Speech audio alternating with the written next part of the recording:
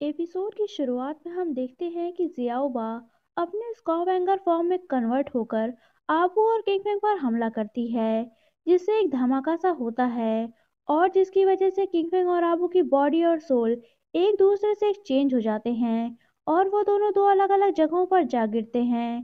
Captain Duo ने ढूंढने के लिए जाने लगते हैं, तो तियान जियान भी उनके साथ निकल पड़ती है। इधर आबू की बॉडी में मौजूद किंगपिंग की आंख एक ओल्ड लेडी के घर में खुलती है। होश में आते ही वो उस ओल्ड लेडी से आबू के बारे में पूछने लगता है। उसकी बातें सुनकर ओल्ड लेडी कंफ्यूज हो जाती है, क्योंकि आबू की बॉडी में मौजूद किंगपिंग जैसा हुलिया बता रहा था वो तो उसका खुद का ही था। वो ओल्ड लेडी उसे एक मिरर लाकर देती है, जिसमें अपना फेस देखकर किंगपिंग हैरान होता है। ओल्ड लेडी उसे बताती है कि उसे उसके गांव के कुछ लड़के जंगल से सेव करके लाए हैं। किंगपिंग को लगता है कि शायद उसका दिमाग ठीक नहीं है और उसे रेस्ट करना चाहिए। वो दोबारा सोने के लिए लेटता है, तभी उसे कुछ लोगों की बाहर से आती हुई आवाजें सुनाई देती हैं। वो बाहर जाकर देखता है तो बाहर हट्टे कट्टे बहुत सारे बंदे खड़े होते हैं। वो सभी एक एक करके उसके सामने अपना अपना टैलेंट दिखाना शुरू करते हैं। एक्चुअली उनके गांव का एक रिवाज था कि वो अगर किसी लड़की को सेव करके लाते थे तो उस लड़की को उनमें से किसी एक को सिलेक्ट करके उसे शादी करनी पड़ती थी। इसीलिए वो सभी वहां उसे शादी करने के लिए इकट्ठा हुए थे। ये सब देखकर आबू बना किंगपिंग घबरा कर वहां से जाने लगता है, तो ओल्ड लेडी और बाकी लोग उसे रोक लेते हैं और उनमें से किसी एक बंदे को सिलेक्ट करने के लिए फोर्स करने लगते हैं। वो सभी उसे अपने अपने स्किल्स और पावर दिखाने लगते हैं। तभी वहां जियाओबा आ जाती है और उस पर एक बार फिर से हमला करती है, पर इस बार नकाबपोश ली आकर आबू को सेव कर लेता है और जियाओबा को मारकर फिर से नट बोल्ट का गोला बना देता है।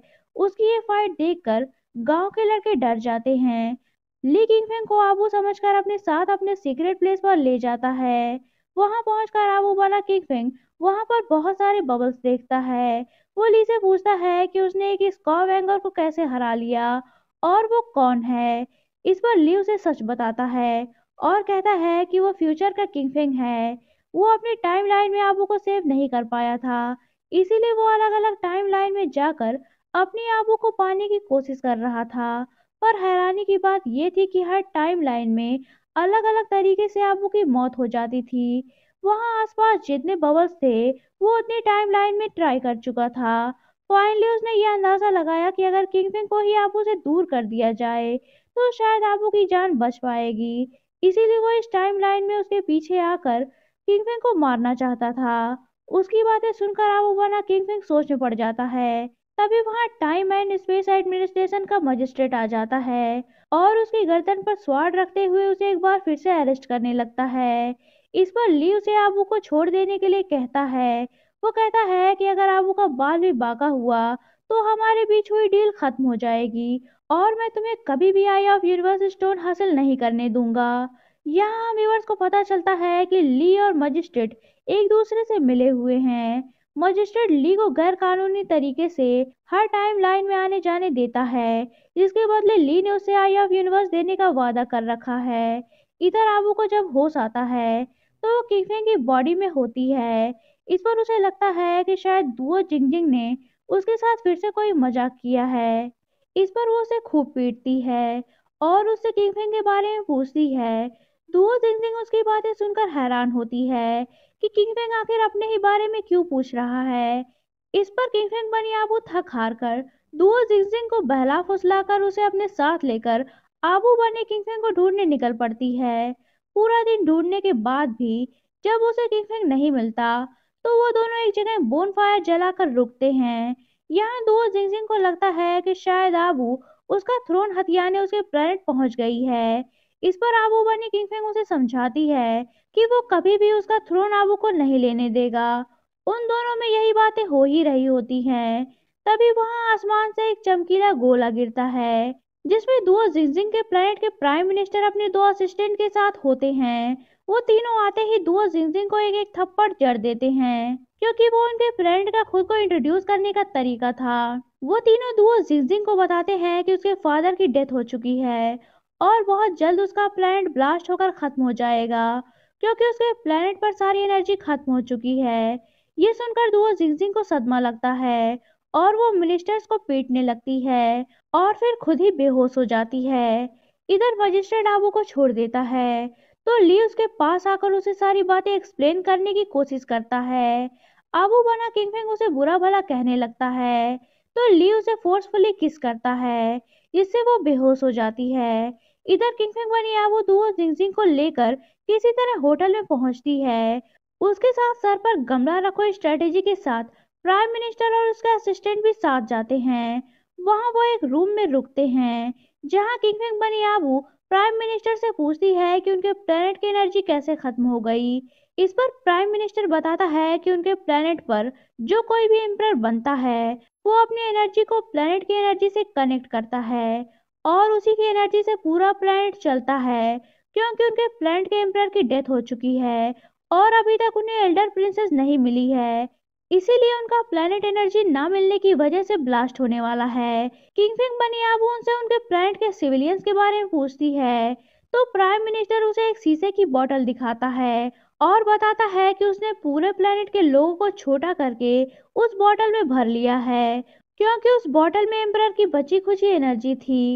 ये सुनकर किंगपिंग बनी आबू उन्हें आबू को ढूंढने के लिए कहती है। प्राइम मिनिस्टर उसे बताता है कि उसने कभी भी प्रिंसेस आबू को नहीं देखा, फिर वो उन्हें कैसे ढूंढेगा। इस पर किंगपिंग बनी आबू उसे अपना कार्टून फॉर्म में एक फोटो बनाकर दिखाती है जिसे देखकर वो सभी आबू को ढूंढने निकल पड़ते हैं। इधर कैप्टन डुओ और तियान सियान किंगपिंग और आबू को ढूंढते ढूंढते जंगल में खो चुके होते हैं। वो किसी तरह रास्ता ढूंढते ढूंढते उसी गांव में जा पहुंचते हैं जहां के लोगों ने आबू बने किंगपिंग को सेव किया था। उन दोनों को वहां देखकर गांव के सारे लोग एक बार फिर से इकट्ठा हो जाते हैं और उन दोनों को देखकर आपस में डिस्कस करने लगते हैं कि कहीं ये दोनों भी उस आसमान से आने वाली खतरनाक लड़की के साथी तो नहीं। इस पर कैप्टन डुओ को शक होता है कि कहीं वो लोग जियाओबा के बारे में तो नहीं बातें कर रहे। वो उनसे पूछते हैं कि क्या तुमने उस लड़की को देखा है जिसके हाथ में एक बड़ा सा चाकू होता है। कैप्टन डुओ की ये बात सुनकर सभी डर जाते हैं और वहां से भागकर छुप जाते हैं। वो सभी कैप्टन डुओ को भी जियाओबा का साथी समझ रहे होते हैं। इतने में कैप्टन डुओ की नजर दूर खड़े मजिस्ट्रेट पर पड़ती है। वो उसे देखते ही पहचान जाते हैं। मजिस्ट्रेट को वहां ली ने जियाओबा को मारने के लिए भेजा होता है। कैप्टन डुओ के पास जाते हैं और उसे उसकी स्पेसशिप पर हमला करके ब्लास्ट करने के लिए ब्लेम करने लगते हैं। इस पर मजिस्ट्रेट कहता है कि उन्हें कोई गलत फहमी हुई है, वो जिसे समझ रहे हैं वो नहीं है। इतना कहकर वो जाने लगता है तो कैप्टन डुओ से रोक कर पूछते हैं कि वो उस टाइम लाइन में अर्थ पर क्यों आया है। उनका ये सवाल सुनकर मजिस्ट्रेट अपनी आइडेंटिटी रिवील हो जाने पर कैप्टन डुओ पर हमला कर देता है। पर तभी सही टाइम पर तियान जियान आकर मजिस्ट्रेट को बेहोश करके कैप्टन डुओ को अपने साथ ले जाती है। यहाँ ये बात रिवील होती है कि तियान जियान की याददाश्त बहुत पहले ही आ चुकी थी पर वो बीमार बनकर अपने बेटे कैप्टन डुओ के करीब रहना चाहती थी। उसे कैप्टन डुओ का उसका देखभाल करना और उसे टाइम देना अच्छा लगता था। सारी बातें जानकर कैप्टन डुओ से वादा करते हैं कि वो हर हाल में अपनी मदर का ख्याल रखेंगे। इतने में वहां फिर से मजिस्ट्रेट आ जाता है और कैप्टन डुओ पर दोबारा हमला कर देता है। तियान जियान उन्हें बचाने के लिए मजिस्ट्रेट के सामने आ खड़ी होती है। इतने में वहां जियाओबा आ जाती है पर मजिस्ट्रेट उसे कंट्रोल करते हुए कैप्टन डुओ को मारने का ऑर्डर देता है। पर वो मजिस्ट्रेट का ऑर्डर ना मानते हुए उल्टा उसी पर हमला करने लगती है जिस पर डर के मारे मजिस्ट्रेट वहां से भाग जाता है। और मजिस्ट्रेट का ऑर्डर ना फॉलो करने की वजह से जियाओबा के सिस्टम में दोबारा से गड़बड़ी हो जाती है और वो फिर से नट बोल्ट का गोला बन जाती है। इधर प्राइम मिनिस्टर अर्थ के इन्वायरमेंट में सरवाइव करने वाला मास्क लगाकर अपने असिस्टेंट के साथ आबू को ढूंढने निकला होता है पर मार्केट प्लेस में मौजूद सारी जनता उन्हें कोई मॉन्स्टर समझकर पीट देती है। इधर कैप्टन डुओ तियान सियान के साथ वापस ली मैंसन पहुंचते हैं तो गार्ड्स उन्हें बताते हैं कि उन्हें जनरल किंगफिंग ढूंढ रहे हैं। इस पर कैप्टन डुओ किंगफिंग के पास जाते हैं तो वो उसे देखकर समझ जाते हैं कि वो किंगफिंग नहीं है बल्कि किंगफिंग की बॉडी में आबू है क्योंकि ऐसी हरकतें और ऐसा एक्सप्रेशन किंगफिंग का नहीं हो सकता। इसी के साथ ये पार्ट एंड होता है। तो दोस्तों, अगर आप जानना चाहते हैं कि कहानी में आगे क्या हुआ तो बने रहिए मेरे साथ और अगर आपने अभी तक चैनल को सब्सक्राइब नहीं किया है तो चैनल को सब्सक्राइब करके बेल आइकन पर क्लिक कर लीजिए ताकि आपको हमारे आने वाली वीडियोस की इंस्टेंट नोटिफिकेशन मिलती रहे। तो मिलते हैं नेक्स्ट वीडियो में, तब तक के लिए take care and good bye.